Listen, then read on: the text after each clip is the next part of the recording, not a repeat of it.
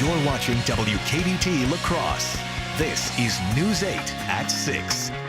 Right now at 6, the man allegedly behind the 2012 Benghazi attack faces criminal court in the U.S.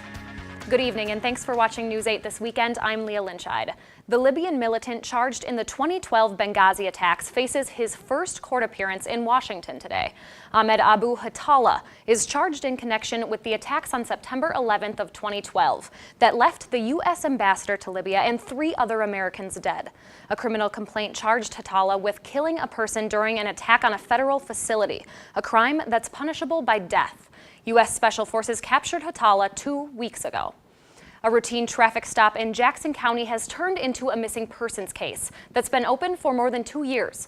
Today, friends and family of that missing person searched for answers themselves. News 8's Kyle Dimke has more on the story. Kyle?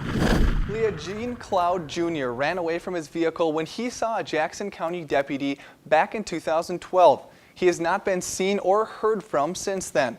Today, about 50 volunteers came together to help search the Black River State Forest for Cloud.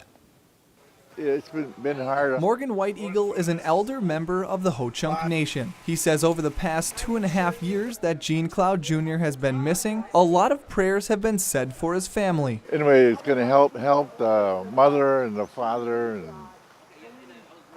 and relatives to know these 2.5 years that passed could be easier on their minds.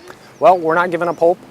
We still have some questions that are unanswered. Cloud was last seen walking along Highway O in Millston more than 2 years ago. Patrol Sergeant Evan Mazur with the Jackson County Sheriff says because Cloud has been missing for so long, leads and clues have been hard to come by. Well, we'll be looking particularly for clothing, backpack, anything that shouldn't be in the woods, we'll be looking for. Sherry Jo Lucas is the commander of this whole operation today. Her team was contacted by the Ho-Chunk Nation and the Jackson County Sheriff to help with the search. We send out the canines first because they want a clean scent. Then we'll send our horses out. We offer a different facet than most search and rescue groups do.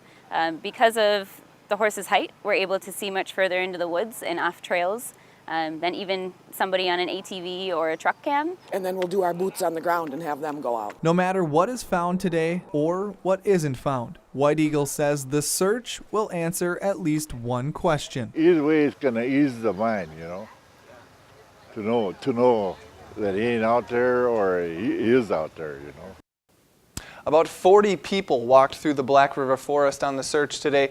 We were out there for about 4 hours, but there is no official word on whether anything found today leads authorities any closer to finding Cloud. Thanks, Kyle. Community members and police crews will head out again tomorrow to continue the search.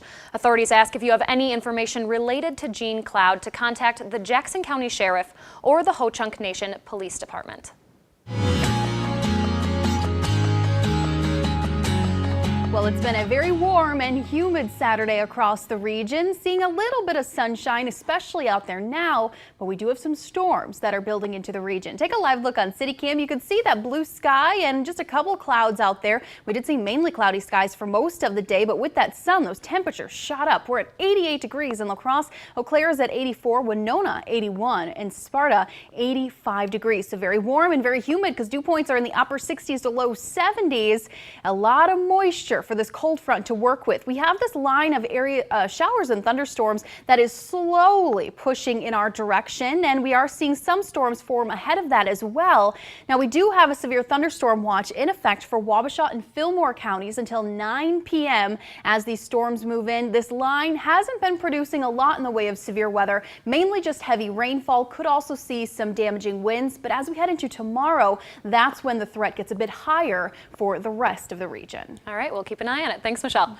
A community project put together by children to create a conversation in our area has officially closed today. The Compassion Project displayed over 6,000 tiles depicting the definition of compassion according to students of the La Crosse School District. The display first opened at the Pump House Regional Arts Center back in May. More than 4,000 community members have stopped by to see it and join in on that conversation. It's interesting to see how each child interpreted the idea, and they all are trying to understand this idea even at a young age. It's wonderful to see. It's nice to see the community getting involved. We've had a lot of people in our doors coming to see it. So it's definitely, we're going to miss it a lot. More than 500 students donated their tiles back to the foundation to create 10 traveling exhibits for businesses and community organizations to display. Well, back in 2009, Tomah native Jesse Parker passed away at the age of 17. But today, nearly 5 years later, he's still making his mark on our community. The annual Remembering Jesse Parker Run Walk kicked off this weekend to help raise money for several local and international charities.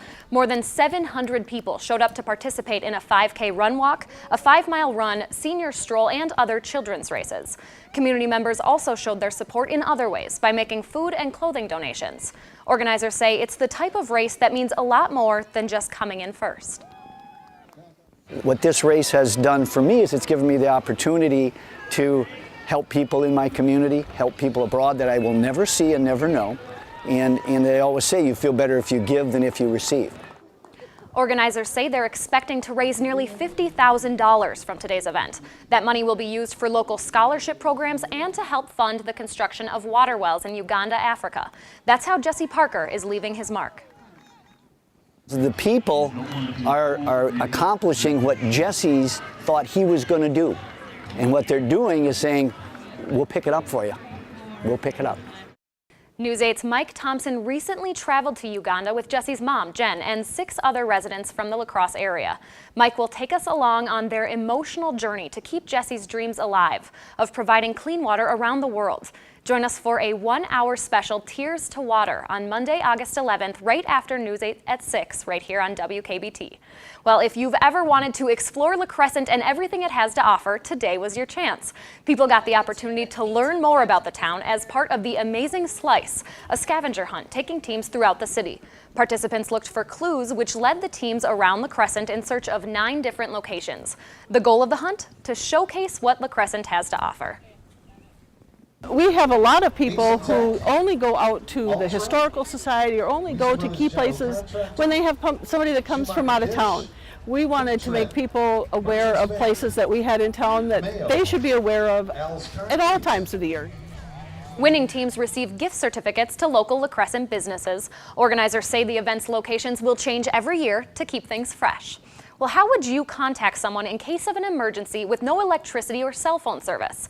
Members from the Riverland Amateur Radio Club came together today to prepare people for that scenario with ham radios. It's part of ARRL Field Day. The idea behind it is to show the benefits of purchasing a ham radio license. Ham radios offer a way to communicate without the use of electricity or cell phones, which could come in handy in case of an emergency. Well, still to come, Shakespeare is known for his playwrights as well as for his influence on the English language. One community will celebrate that influence this weekend. See part of it coming up in this week's News 8 eyepiece. Temperatures only in the low to mid 70s as we head into the middle of the week. And right now, your Independence Day looking just like a slight chance of a storm. High temperatures near 80 degrees. Let's hope it stays that way. I just want one day without any rain so I can go outside and fish or get some sun in. Exactly. Well, the middle of this week looking like the best time. I think most of tomorrow will be dry, but come the afternoon hours, that's when we're going to see the potential for those strong to severe storms. All right, so we've been warned. Thanks, Michelle. Still ahead on News 8 at 6, this week's eyepiece takes you back to the 16th century as one area festival celebrates Shakespeare. That's next.